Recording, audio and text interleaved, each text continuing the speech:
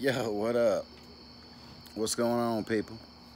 It's Justin Smoody, Mountain Home Investments, and about 8 other websites now. I've stepped my game up quite a bit. I've had a lot of deals that didn't fall through, that fell through, sorry. Time ran out on the contract. I was overly optimistic on the pricing. I was over optimistic on not the rehab, but I was over optimistic on the comps and the ARV. I was over optimistic on what I thought I could get the seller. So that's lessons learned right there. A couple contracts ran out to no avail. All right, that shit's gonna happen. So take it on the chin. Keep on moving. You feel me? Oh, you seen that? Yeah. I still work for a living, yo. Don't stop working now. You stop working, thinking you're gonna be crushing wholesale 24/7. You better keep on working till you're crushing like at least 3 deals a month consistently for at least 3 months straight. Anyway, I done stepped my game up quite a bit, but I got a cool story. So y'all remember my first deal, right? Where the dude from Phoenix called me and we JV'd on it, on the deal. That's in one of my videos, one of my first videos. But so the cool thing is, the dude that he sent up here from about an hour away to like kind of spy on me and make sure I was the real deal on that deal. I met that dude when I was there, got his number. About a month ago, I got an email like I do every day with all kinds of houses and shit. And but it was just one house. Usually it's like a list of houses. So I thought it was like a realtor or some shit. I'm on a lot of realtor email lists. I don't even know why. It's just spam at this point. I'm not interested in none of that shit. But maybe one day I'll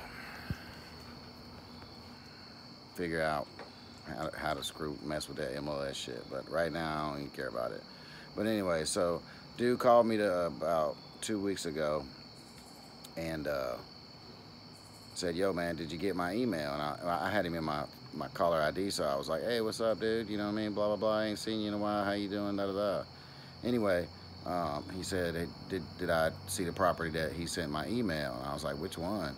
And he told me, and I was like, yeah, I actually clicked on that one, which I don't even click on the other ones no more. But, and I was like, I just thought it was like another realtor or something. He's like, no, that was me. I was like, oh, snap. I was like, what's up with that? Because it's right down the road, a couple miles from where I live. And he's like, I'm running out of time on my contract. I got the contract for this. This is what I need to get for it. 106 grand is what he got the contract for. He wants 2 grand. So that's 108 grand.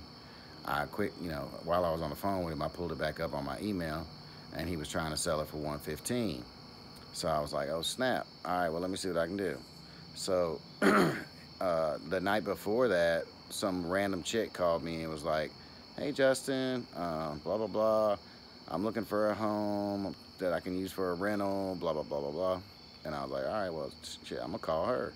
So I sent her the details, and around here, any house, even if it's a 1-bedroom house for 115 grand is a deal. Everything's inflated like crazy around here. So, it's a 2-bedroom, 1-bath house. It's in really good shape. It needs paint on the inside and outside and some new floors in there. I mean, it's minimal. It's ready to rent as is, but you put about 6-7 grand into it, you could rent it for another $400 a month. But anyway, so it'll rent for $1,200 a month. It's a 10% cap rate. The house 15 grand.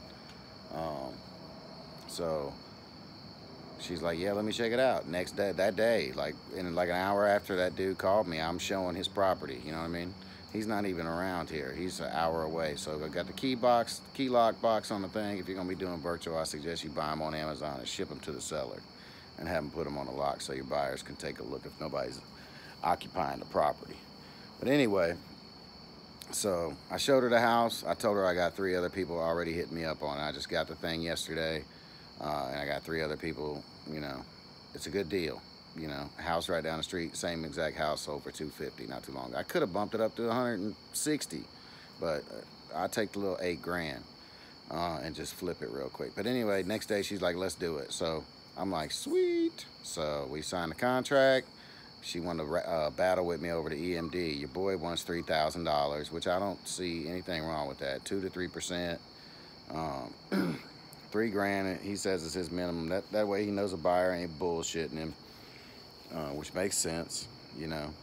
If you got 3 grand, if you're gonna buy a house and you ain't got 3 grand to throw up and you're gonna fret about that, then you might be bullshit.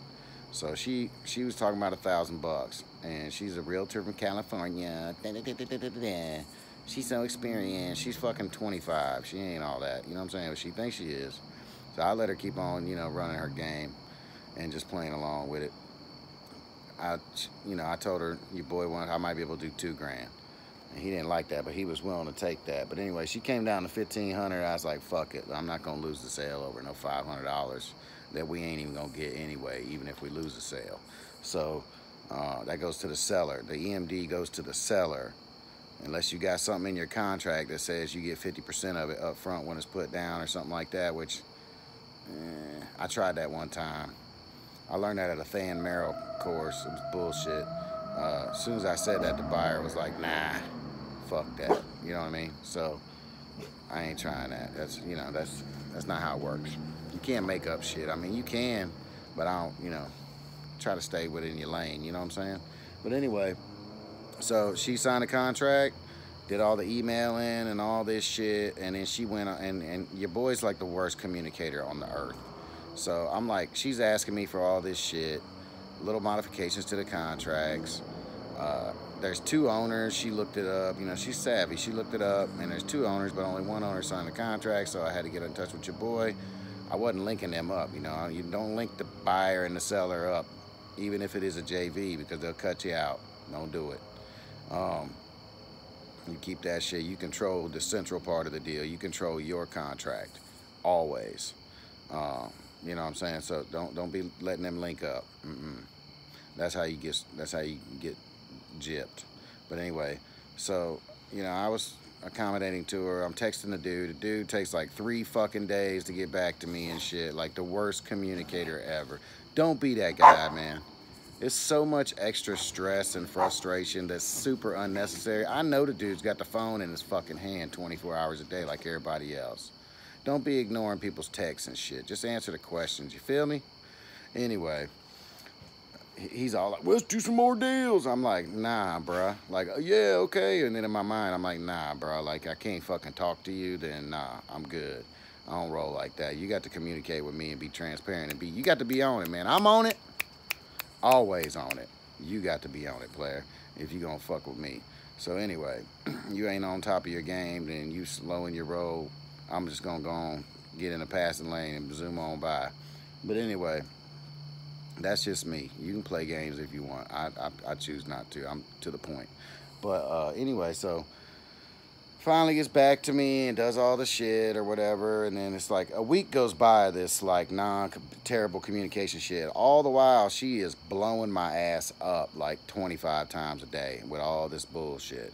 Finally she's like, we need to get the contract modified. There's a lot of misspelling. She's like anal all up on this shit, like picking my contract apart, which I've used a couple times before and ain't had no issues. The issues is, can the house be sold? Do they have the money? Is it gonna happen on time? That's the issues, right? You got a little couple typos in your contract. It's no big deal, dude. Nobody gives a fuck. All right. Did the house get recorded when it's sold? That's the points that need to happen. All right. Did the money go where it's supposed to go? Did everybody get paid? Like, nobody's worried about no typos.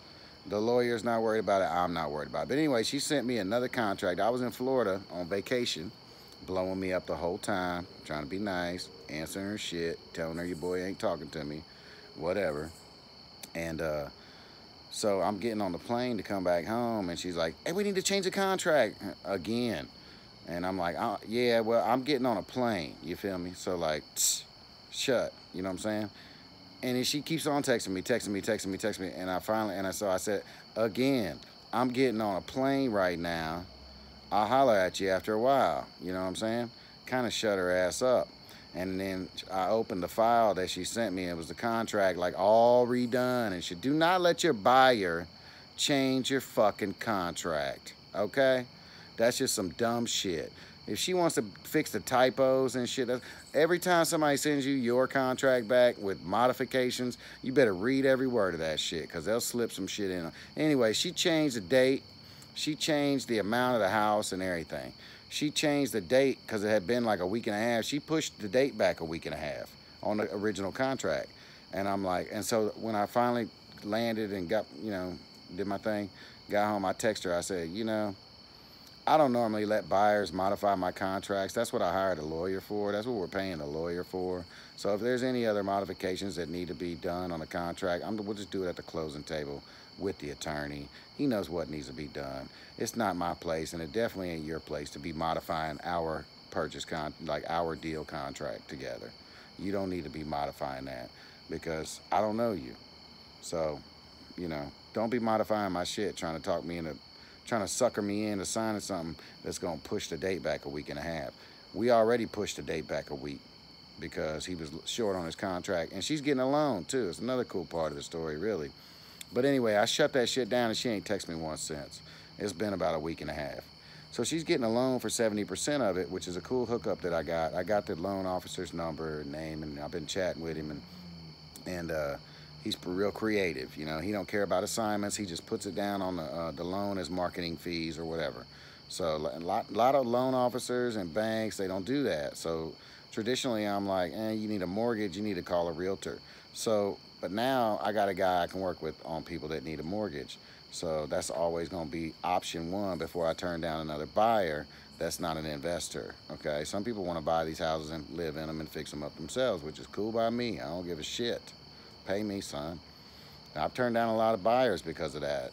I probably could have sold those houses that ran out of contracts to those buyers if they could have got the loan, and I could have waited around a minute. Which those houses that didn't move, I had them longer than a normal time because I kept extending it. But I could have probably sold them shits. But anyway, so now I got a new connect on that. But don't let your buyer modify your contracts. I'm about to put out another video because this one's like 12 minutes long. But I just want to tell you about that deal. Boom, homeboy called me, lined it up, contract next day, 2 days later, whatever. He's making 2 G's, I'm making 8, baby. That's how we roll. And if you don't like it, fuck him. You feel me? So that's how we roll. We gonna get paid. And you know, I just took his original asking price, and that's what I asked. He don't know nothing about my market, you know, so I could have asked 150 for that house and sold it in a day, no problem. But I figure I'd make the quick buck. Sometimes it's about the quick buck. And it's still a month-long buck, but sometimes it's about just flip that bitch and get it out of your way. Do it, get it going. Takes a while to process. Get that coming in, and then move on to the next. And control your deal, y'all. Control your piece of paper. Don't let people fuck with your piece of paper. Don't let people alter your piece of paper. Don't let people fuck with you. This is your business. This is your livelihood.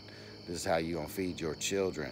This is how you are going to survive in this world. And you start letting your buyers push you around, they're going to keep doing it, and it's going to get bigger and bigger. And next thing you know, they're going to be punking your ass. You're going to be looking around for cameras thinking you all punked and shit. So don't let your buyers control the deal. You control the deal. Make them feel like they're controlling the deal. Same with the seller. You know, let them know that you're in charge, but make the buyers feel like they're kind of controlling the deal, but you always be a step ahead. Always. Don't be slipping. Don't get caught slipping. This game is ruthless out here. All right, I'm about to record this next video here in a minute on how I done up my game and step my shit all the way up real quick. That's making huge differences and big strides. So stay tuned. Thumbs up that shit down there and hit the little bell. Subscribe, man.